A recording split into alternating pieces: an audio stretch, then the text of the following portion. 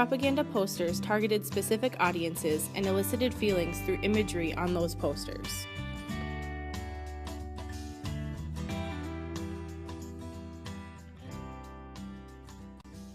There are a variety of techniques that propagandists use to depict the enemy, and there are real tensions in that propaganda. Because on the one hand, you don't want to minimise the power of the enemy, because ultimately you want to prove that you are beating a formidable foe. But equally, you don't want to demonise the enemy to the extent that you induce terror in your fighting and producing peoples. The material provided in the propaganda was misleading or contained incredibly biased opinions in order to sway the targeted audience. It was also divided into many categories: directed towards the enemy, recruitment, home front audiences, conscription, or neutral parties and countries. This desire to influence audiences became the object of greatest interest to British propagandists, and different forms of propaganda began to diverge. It is very well known that propaganda can spread between varying forms of media, including films, radio broadcasts, television commercials, and posters. Within these different forms of media, the British government origins had to be hidden. The official propagandist's intent had to be kept secret due to the fact that various media distributors would expect to handle it for free because it was directly sourced from the governing body. Along with keeping sources secret, the British government also had to keep the background of individual people private, owing to the problem that they too had ties to the government. Good propaganda needed to be commercial, and needed to play on a climate of opinion that already existed within its audience. Now that we know what propaganda is, let's look at some examples. Less than a month after Great Britain entered the war, the Prime Minister reported to the King that His Majesty's Cabinet urged the importance of creating an organization who would inform and influence public opinion. The resulting propaganda office insisted that its only function was to set the record straight. However, it was found to have been ingeniously deceptive in its manipulations of the record. Propaganda was as much led by events as the generator of them, but it is ultimately determined by the truth. Posters of this period excited fantasies of mastery, as well as prodding at fears of emasculation. The British people had seen patriotic recruitment before the war, but up until 1914, joining the army had been an option that was only considered by a small minority. Now the situation had changed.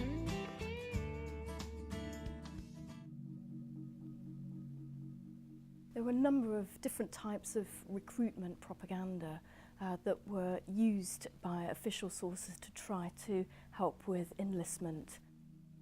The first really concentrated on protecting your family, protecting what was dear to you, so it was very personal in nature.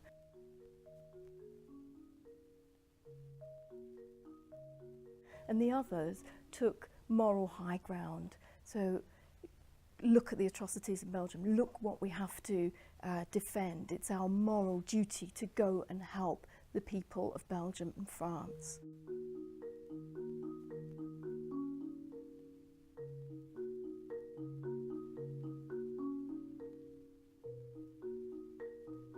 It also focused on your duty to one another, to the community, to the country, that if others were going, why were you not going?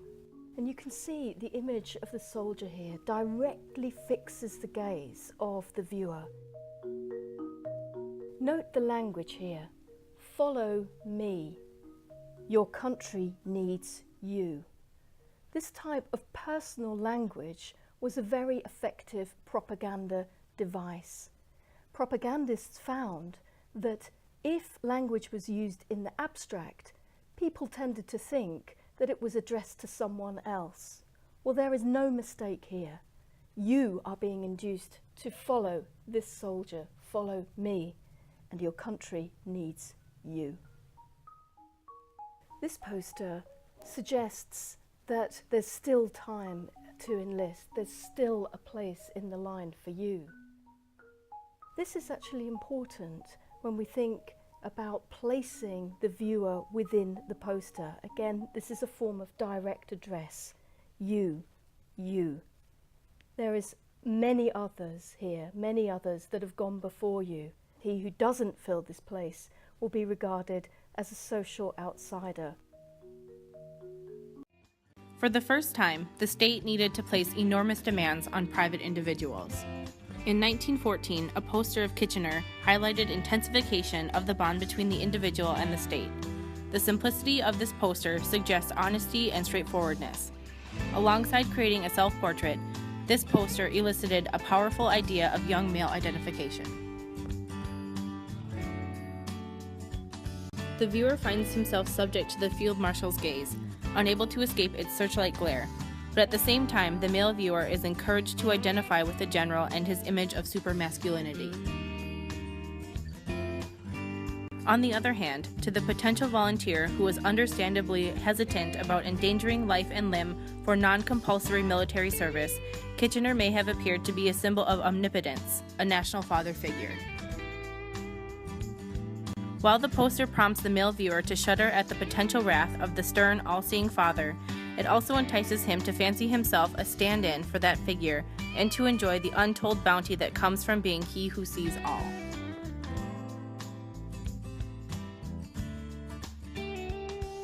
The Kitchener poster embodies the superego, a socially organized force that stirs in the viewer emotions of anxiety, guilt, and fear. The desire of social subjects to be seen or to see themselves in an admiring light and to avoid being seen otherwise was ruthlessly exploited by other well-known recruitment posters to lure or cajole men into enlistment. Not only did the British government target young men and their guilt and fear about the war, but it also targeted the softer side of its general population, women.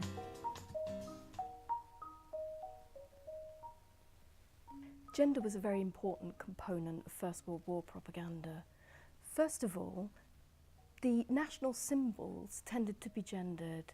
For example, Mariana in France, the Spirit of Australia, Britannia, and these really set national patriotic overtones in gendered terms.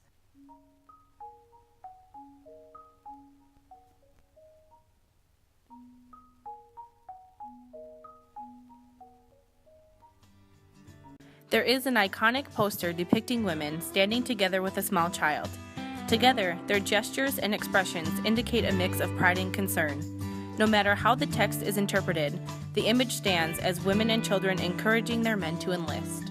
This poster implies their commitment to the British wartime cause. There were a number of postcards from the First World War just depicting women as something to fight for, something idealised, the hope embodied in the future.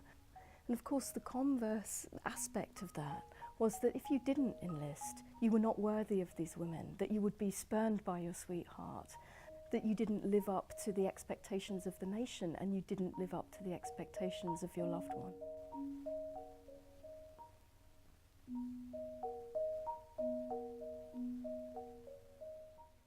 All of these postcards depict the woman as sweetheart, and here she is the promise of what awaits when the soldier returns home. Here's a pipe dream. He's imagining her at home, waiting for him. And again, he who serves wins the girl. The VC for Valor pinned on here by the girl. And here, again, khaki is the style for men. Khaki, to be in the army, attracts the woman. The hope that love could bring to the soldier on the front lines is captured beautifully in this postcard here. Here the soldier is happy when his sweetheart loves him, but sad if she does not. There are a number of tensions in propaganda depicting women in the First World War. First of all, there's the tension between the propaganda that depicted women as vulnerable in need of protection, but also as active participants in the war. The difference between the Kitchener poster and the one depicting women is particularly interesting. The British government had released propaganda throughout the war, but as time went on, you can start to see the change in targeted audiences. The Kitchener poster was meant to play on the fear and guilt present in young men, ultimately urging them to enlist or face the general populace as an emasculated man who refused to fight for his country. This poster depicts the separation of masculine and feminine obligation during a national crisis. At the same time, it allows the men to see the equally patriotic behavior of their loyal, self-sacrificing women.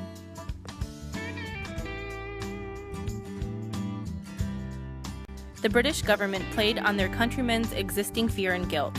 They created recruitment propaganda that essentially told the men that they were not men if they didn't fight. It also told the civilian men and boys that if they did not fight, that they would lose respect from their women as well as their country, as well as creating a prominent view of women as supporters of the war. These two different propaganda posters show how the government can influence different audiences by playing on feelings that their civilians may have already had. It's easier to impose on existing feelings than it is to create new ones.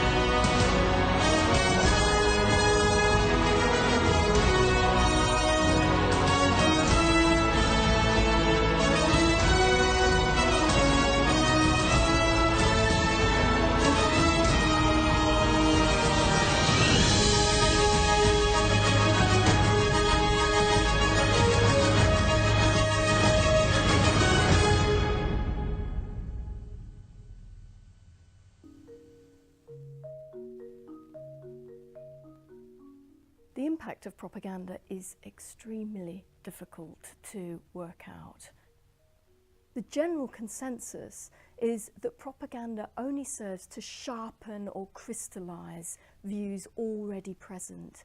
And in that sense, the propaganda of Britain, of the Allies in the First World War, was successful in that it took pre-existing beliefs of the Germans, of the developing power relations in Europe, and sharpened them. Propaganda set the war in a comprehensive, moral, explanatory framework.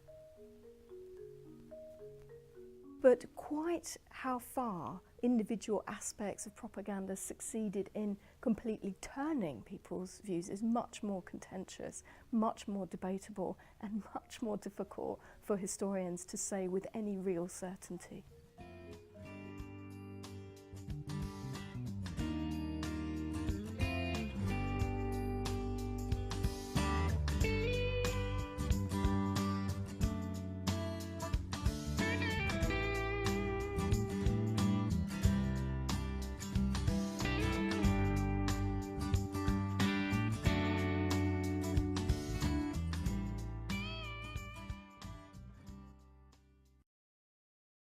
Created using Powtoon.